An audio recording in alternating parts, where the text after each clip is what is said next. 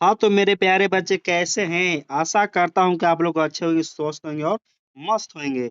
आज हम लोगों ने पढ़ेंगे कि परिमेय संख्या और अपरिमेय संख्या को पहचानने का सबसे आसान तरीका क्या चीज़ होता है से राइट क्वेश्चन नंबर 1 कि निम्नलिखित में से कौन सी संख्या जो परिमेय संख्या होगा, ठीक है?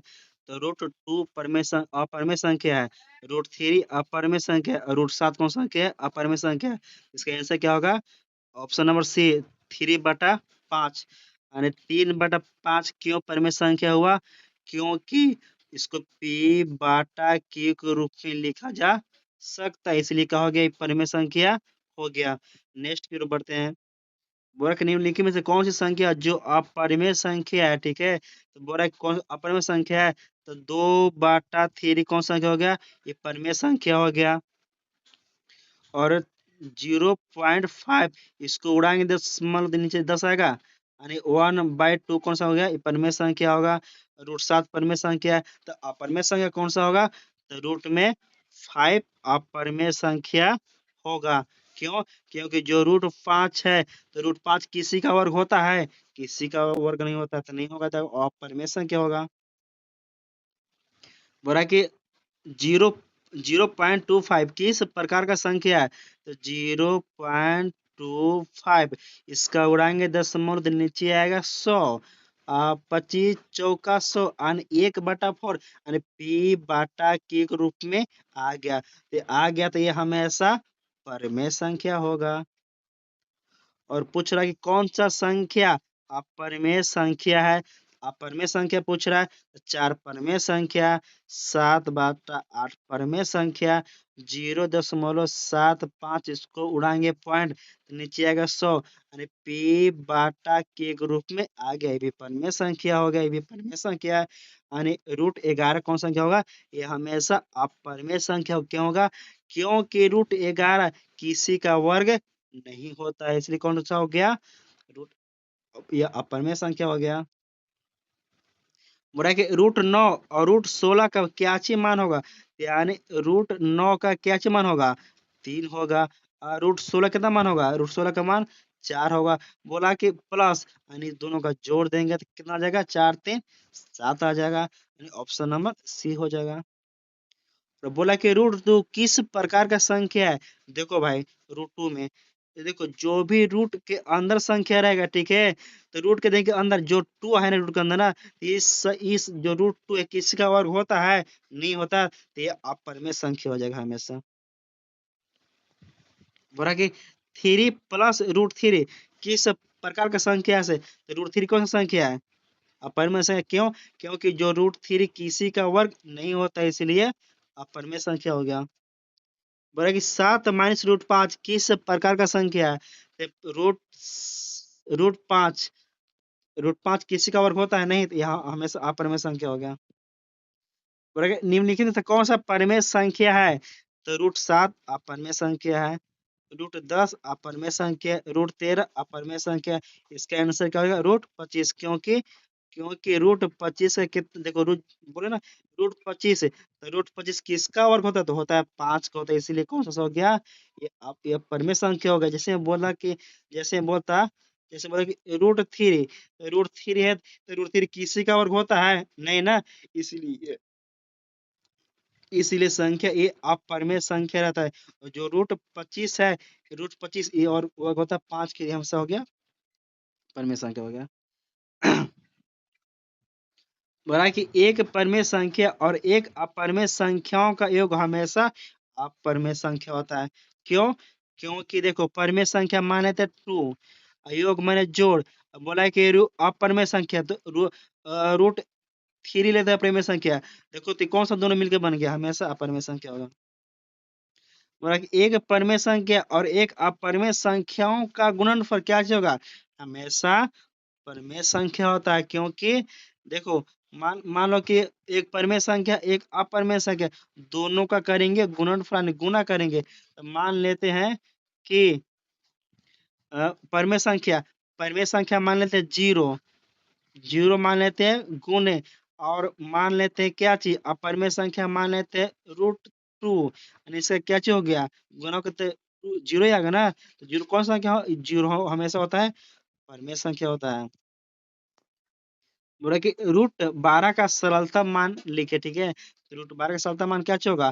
तो रूट 12 का सरलतम मान होगा 4, 4 तिया 12, हमने ऑप्शन नंबर 3 हो जाएगा। कैसे होगा देखो इधर, रूट 12 तो इसका पहले फैक्टर करेंगे, रूट 12 का फैक्टर कैसे लगेगा?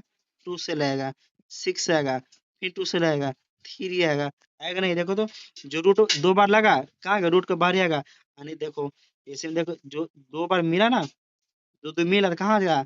इसे रूट पार लेंगे, ठीक है। 2 मिला तो रूट के बाहर है, और जो 3 मिला ना, तो 3 का ना लगा जोड़ा तो ये रूट के अंदर आ जाएगा।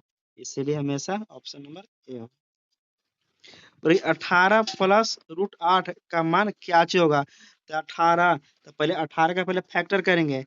18 का फैक्टर क्या चाहिए से होगा? ऐसे करेंगे, 18 का फैक्टर मान लेंगे 2, 9, 3, 3, अब नहीं होगा फैक्टर, फिर इसका फैक्टर करेंगे। देखो तो फैक्टर, देखो 3 3 मिला, यानी देखो 3 3 मिला, पहले रूट पार लेंगे। 3 3 मिला तो रूट के बाहर है, और 2 नहीं मिला तो रूट के अंदर, ठीक है। उसी प्रकार से अब करेंगे 8 का फैक्टर करेंगे, 8 का फैक्टर करेंगे तो लगा 2 से लाएंगे, 4, 2 और 2।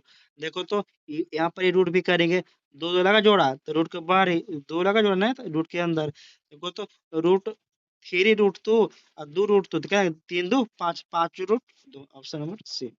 अब क्वेश्चन 15 की ओर चलते हैं। बोल रहा है कि रूट 2 और रूट 8 का मान क्या चीज होगा? देख लेते हैं, ठीक। इसके आंसर करेक्ट देख लेते हैं कि रूट 2 होते हैं, यहाँ पे रूट 2 लिख देते हैं। और बोला गुण ना, तो गुना कर देते हैं, ठीक है। और बोला कि रूट 8, तो रूट 8 का पहले फैक्टर करेंगे। 8 का फैक्टर कितना आएगा? 2, 4, 2, 2 से आएगा तो 2 आएगा। देखो तो 2, तो 2 पहले लेंगे रूट, रूट लेंगे, 2 2 लगा जोड़ते हैं, रूट के बाहर है, ये 2 कहाँ आएगा? रूट के अंदर। गुना करना है, देखो तो देखो, अब यहाँ से गुना करते हैं। रूट 2 गुने 2,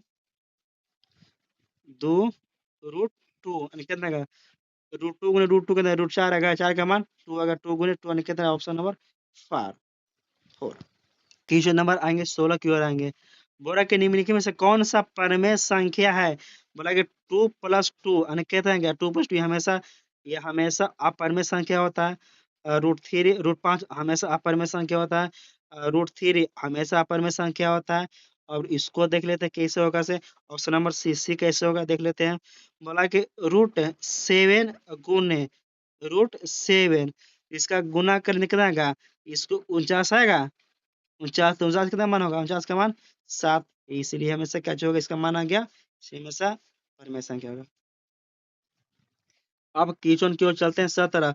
बोला कि रूट 3 और प्लस रूट 12 कौन इसका सरलतम रूप लेके आना, ठीक है। तो रूट 3 रूट 3 के तो इसे छोड़ देंगे, पहले इसका फैक्टर कर लेंगे, 12 का फैक्टर कर लेंगे, ठीक। लगेगा 2 से लगेगा, 6 आएगा, फिर कितना आएगा? 2 से फिर आएगा 3। पहले तो रूट पार ले, ऐसे रूट पार लेंगे, इसको फैक्टर किए तो कितना आया? आया तो ना आया, ठीक है। तो इसका लग रहा जोड़ी दो दो का, ये कहाँ आएगा? रूट के बाहर ही अंदर आएगा, बाहर ही आएगा। और तिगड़ा लगा जोड़ा तो इसका कहाँ आएगा? रूट के अंदर आएगा।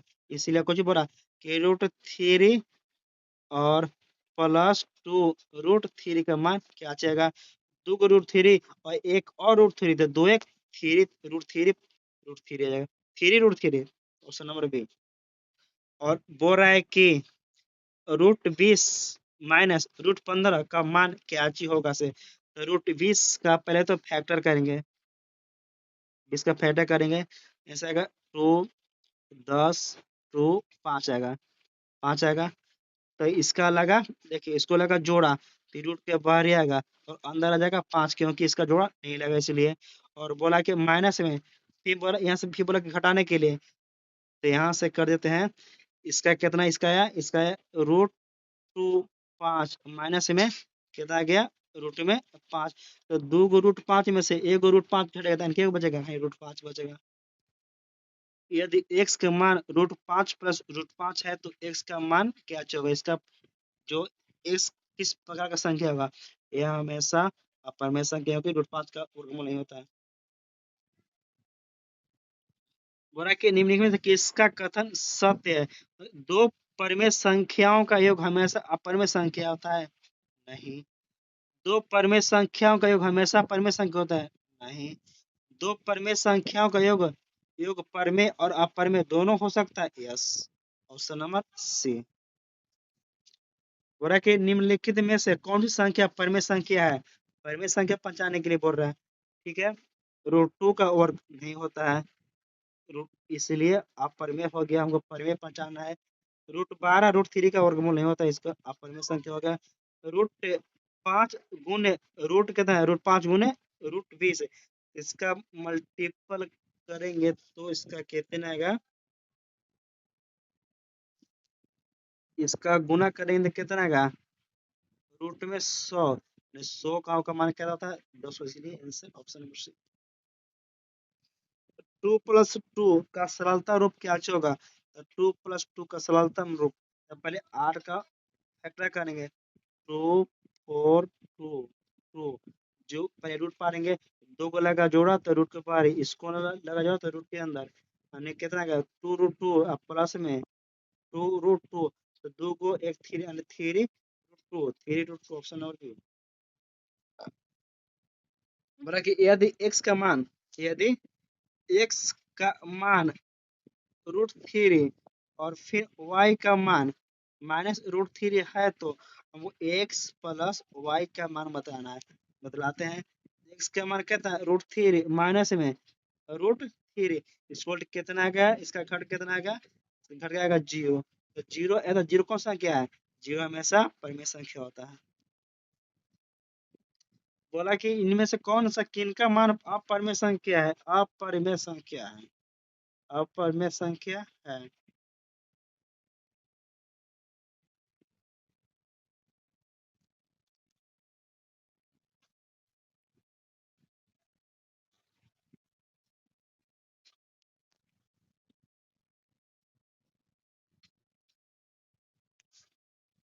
अब चलते हैं नेक्स्ट की ओर, चलते हैं। और 24 में क्या चीज बोल रहा है कि निम्नलिखित में से किसका मान अपरिमेय संख्या होता है?